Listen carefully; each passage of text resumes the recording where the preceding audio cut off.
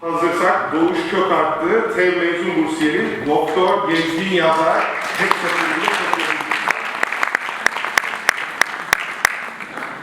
Evet, oturumumuzun başlığı farklılık, farkındalık.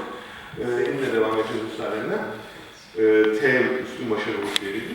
Ama hikayede gerçekten büyük farklılık arz eden kısım, hani benim de okuduğumda 38 ülkeyi sırt çantasıyla gezdim. Bunu 198 yapmak gibi de bir hayali niyetim var. Hiç de öyle rafta duran bir niyette değil anladığım kadarıyla. Ben önce TEV'le başlayayım. Çok küçük yaşlarda, tabii TEV'in içinde daha bulunmadan önce, TEV dışarıdan benim için çok içinde kıymetli insanların olduğu, çok güvenilir ve çok büyük bir fayda veren bir kurum olarak görünüyordu. Ben de tabii ki uzaktan keyifle izliyordum. Çok spesifik bir hikayem yok benim.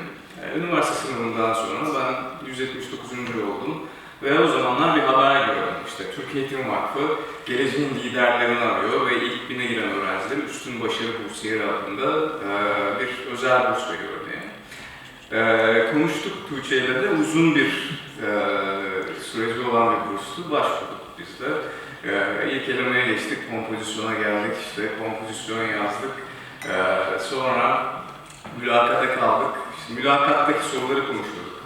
Benim hatırladığım bir soru var, hepinizin hatırladığı sorular vardır. Bizim liderlik programı olduğu için bize biraz o yönden bir soru sormuşlardı. Arkadaşlarınızla sinemaya gittiğinizde filmleri kim seçer diye. Neyse soruları cevapladık. Sonra ben Türkiye Eğitim Vakfı ailesine katıldım. Benim için çok gurur verici bir andı.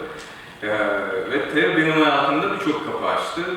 Üniversite son sınıfta bize mesela bir mentorluk programı yapmışlardı, mentoring dışında. Geleceğin liderleri, ilaç endüstrisinin liderleriyle buluşuyor diye. Biz 4-5 fakültesi öğrencisiydik ve ben Abdi İbrahim'in CEO'su Sayın Suat Taşbatoğlu ile eşleştim. Çok kıymetli bir diyalogumuz var şu an ve benim hayatımda da çok güzel bir kapı açan bir yer oldu. TEV böyle, benim evet. Bu arada bir şey söyleyeceğim. Şimdi benim bütün fotoğraflarım uzun saçlı. Şimdi muhtemelen diyorsunuz ki neden böyle? Çok yakın zamanda askere gittim ben. O yüzden yani o benim aslında. Bulunmamışlar insanlar. Onlardan da çok konuşuyorum. Şimdi benim bir de gerçek bir hikayem var. Ben işte Mert'in de bahsettiği gibi 7-8 yıldır sırt çantasıyla seyahat ediyorum ve bu seyahatlerimi yaptığım koşullar gereğinde sert, biraz maceralı olarak adlandırıyorum. Seyahatlere devam ettikçe birçok deneyim kazandım ve deneyimlerim ilerledikçe de insana dair farklı şeyler fark ettiğimi anladım. İnsanın ne kadar derin bir şey olabileceğini, insanın ne kadar keşfedilmeye açık olduğunu, insandan ne kadar çok şey öğrenebileceğimizi anladım. Bütün bunlar, yolculuklar, deneyimlerim. İzlanda'da bir kasabada yürüyorum. Bir ilham olarak benimle buluştu ve bir proje doğdu. A Tea with 10,000 People diye 10.000 insanla çay. Benim böyle bir projem var. Bu projede ne yapıyorum? Aslında çok basit bir şey yapıyorum. Ülkelere seyahat ediyorum, insanların hikayelerini dinliyorum, onların bir fotoğrafını çekiyorum ve bunu yayınlıyorum. Basit bir şeydi ama ben bunu yayınlamaya başladıktan sonra dünya bana çok pozitif bir reaksiyon gösterdi, beklemediğim bir şekilde. Onlarca ülkeden, hatta 140'tan fazla ülkeden binlerce insan beni ülkelerine davet etti. Yetmedi, uluslararası medya kanalları, gazeteler, dergiler, benden röportajlar yaptılar, dünyaya duyurmaya çalıştılar. TRT World bununla ilgili küçük belgesel çekti. Olaylar büyük noktalara vardı ve ben projeyle birlikte 21 ülkeye gittim bugüne kadar. 2000'den fazla insanla tanıştım ve devam ediyorum. Şimdi uluslararası bir platform kuruyoruz onun için. Bütün dünyadaki insanların katılabileceği ve içinde yer alabileceği ve gerçekten dünya çapında bir iş yapabileceğimiz bir şey. Şimdi bir karar veriyoruz. Fakültelerde okurken de hayatımızın birçok alanında da hayattan ne beklediğimize dair. Ben birçok deneyim kazandım ve deneyimler bütün bana getirdiği sınır dışı deneyimler diyelim. Yani acayip yolculuklar yaptım gerçekten. Sahra çölünü bedevilerle geçtim. Kırgızistan'da dağ geçitlerinde at sürdüm. İzlanda'da dağlara tırmandım. İşte Norveç'te çok küçük bir parayla bütün Norveç otostopla geçtim ve birçok deneyim kazandım. Ve bütün bu deneyimlerim benim kendi potansiyelimi anlamamı sağladı. kendi gerçeğimi ve ben bu hayattan ne istiyorum, nereye doğru gidersem mutlu olurum, ben yapan hayaller ne, bana dışarıdan verilen hayaller değil de benim bende olan, beni tatmin edecek hayaler ne, bunları anlamama sağladı. Ve hayatın tıp fakültesinde de böyleydi, akademik olarak beslendi, sosyal hayatım gelişti, vizyonum çok genişledi, her şeye daha geniş bakabildim.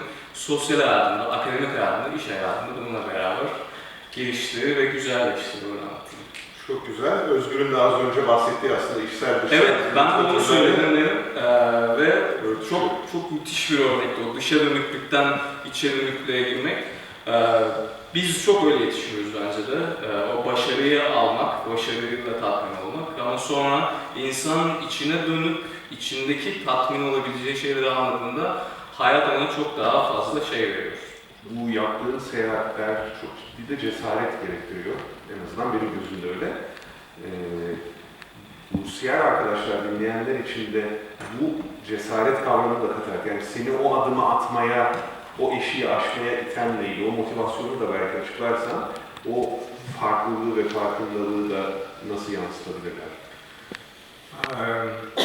Şimdi ben sizden çok büyük değilim, az çok yakınız. Ben hep bana bunun gibi şeyler soran insanlara şöyle diyorum. Hepimiz çok benzersiziz. Hiçbirimizden bir tane daha yok, hiçbirimizden bir tane daha yok ve hepimizin farklı bir hikayesi var. Ve ancak o hikayeye sahip çıkarsak, o hikayelerimiz değerli oluyor.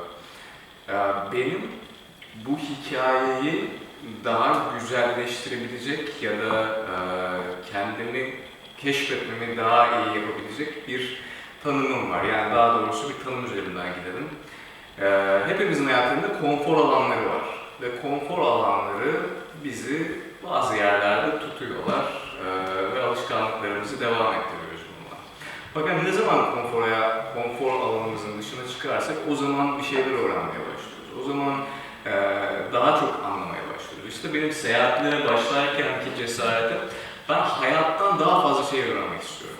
Ben farklı ülkelerdeki insanların kültürlerinden öğrenmek istiyorum. Keşfetmek istiyorum. Ya bu insanlar nasıl düşünüyorlar? Bu insanlar hayata nasıl bakıyorlar? Şimdi sadece belli bir coğrafyada yaşadığımız zaman oranın bakışıyla bakıyoruz her şeye. Oranın bakışıyla yaşamaya devam ediyoruz. Fakat genişlediğimizde bizim kendi hayatımız da genişliyor aslında ve eğer böyle seyahatler yapmak isteyenler varsa aranızda o cesarete çok değerli bir şey. Size verdiği şey karşılıkları sizin hayatınızı çok daha farklı bir noktaya getiriyor. Yani benim şu basit 10.000 insanla çay projem bana belki de hayatımdaki sahip olduğum şeylerin %60-70'ini verdi.